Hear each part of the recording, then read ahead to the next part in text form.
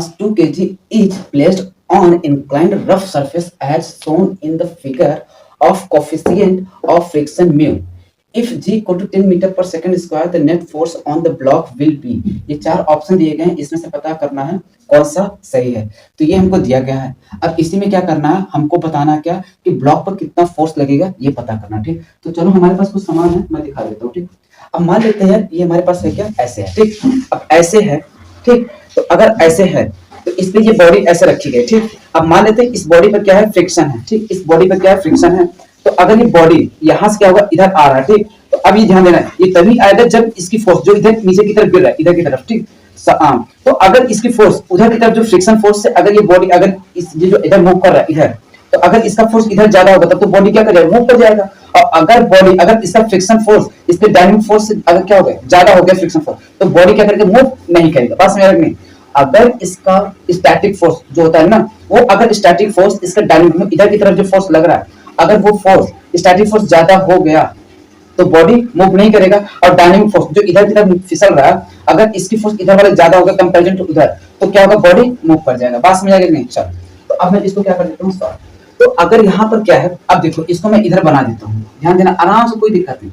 तो इस पर एक क्या बॉडी है, तो ये कितने का है, 2 kg। तो इस पर एक मास लगेगा, कितना फोर्स लगेगा, कितना mg लगेगा। तो कितना हो जाएगा, 2 × 10, तो कितना आ जाएगा, 20 न्यूटन।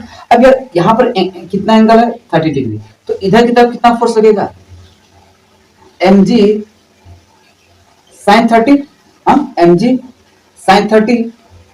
और इधर की तरफ कितना जाएगा, mg cos 30। अब देखो यहाँ पर एक क्या, अगर बॉडी इधर की तरफ ऐसे फिसलेगा, तो अगर ये इधर की तरफ ऐसे क्या, तो इधर की तरफ क्या होगा, एक फ्रिक्शन फोर्स लगाएगा, इधर की तरफ क्या होगा, एक फ्रिक्शन फोर्स लगेगा। वो कितना होगा, म्यू mg, यही वाला फोर्स, cos 30 कितना हो जाएगा, म्यू mg cos थीटा। अगर ये वाली वैल्यू, ध्यान देना, बॉडी तभी मूव करेगा जब इधर वाला फोर्स ज्यादा होगा, म्यू mg cos 30।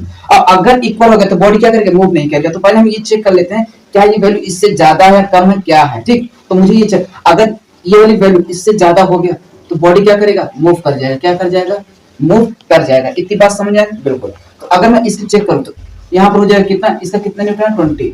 तो 20 × 1/2 कितना आ जाएगा, 10 न्यूटन। इधर थोड़ा चेक कर लो, तो अगर इधर चेक करोगे तो कितना, म्यू की वैल्यू कितना, 1/√3, 1/√3। और ये कितना हो गया, 20। cos 30 की वैल्यू कितना, तो √3/2। तो देखो ये इससे गया और ये इससे गया, तो कितना आ गया, 10 न्यूटन। मतलब ये हो गया कि mg sin 30 mu mg cos 30 दोनों क्या है, बराबर है। अगर दोनों मतलब इसकी डायनामिक फोर्स इसकी स्टैटिक फोर्स के क्या है, बराबर है, तो बॉडी क्या करेगा, मूव नहीं करेगा, बॉडी वहीं वहीं ऐसे पड़ा रहेगा। मतलब मैं बता देता हूँ कैसे। तो इधर ऐसे है, तो अगर जब ये ऐसे है तो एक चीज है कि जो इधर की तरफ फ्रिक्शन फोर्स लग रहा है, उस साइड में जो फ्रिक्शन फोर्स लग रहा है वो वाला फोर्स, और इधर जो फिसल रहा है ये वाला mg sin थीटा वाला फोर्स, दोनों क्या है, बराबर है। जब दोनों बराबर होगा तो बॉडी क्या करेगा, मूव नहीं करेगी, वो ऐसे कैसे क्या करेगा, वहां फिक्स पड़ा रहेगा। ठीक, तो इसका जो इस पर लगने वाला फोर्स, अब अगर दोनों का डिफरेंस निकालोगे तो नेट फोर्स क्या रहा, नेट फोर्स। तो अगर मैं यहाँ पर कह दूं, इसी को मैं अलग से बना दे रहा हूं, तो अब देखो, तो इधर की तरफ कितना लगा था, mg sin theta, mg sin theta की वैल्यू कितना, 10 न्यूटन। और इधर की तरफ कितना लग रहा है, म्यू mg cos थीटा, इसकी वैल्यू कितना आया है, इसकी वैल्यू निकाला हूं तो कितना, 10 न्यूटन आया इधर।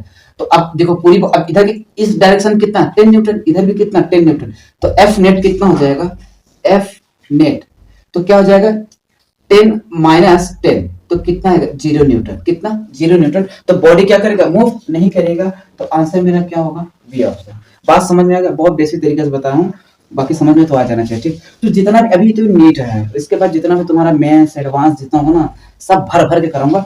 और इतना कराऊंगा ना, इतना कराऊंगा कि तुम्हारे पेड बैच वाले भी इतना नहीं कराएंगे जितना मैं करा दूंगा। और ध्यान देना, जितना भी कराऊंगा ना, सब पीवाईक्यू कराऊंगा, पीवाईक्यू छूट एक को नहीं कराऊंगा, सब पीवाईक्यू। और उसका अभी एडवांस तो बाकी है, इसको ध्यान देना, ये तो भी पूरा कराऊंगा। जैसे मैंने मैथ का पूरा एडवांस कराया हूँ ना, ऐसे फिजिक्स का भी पूरा कराऊंगा, ये देख लेना। ठीक, चलो।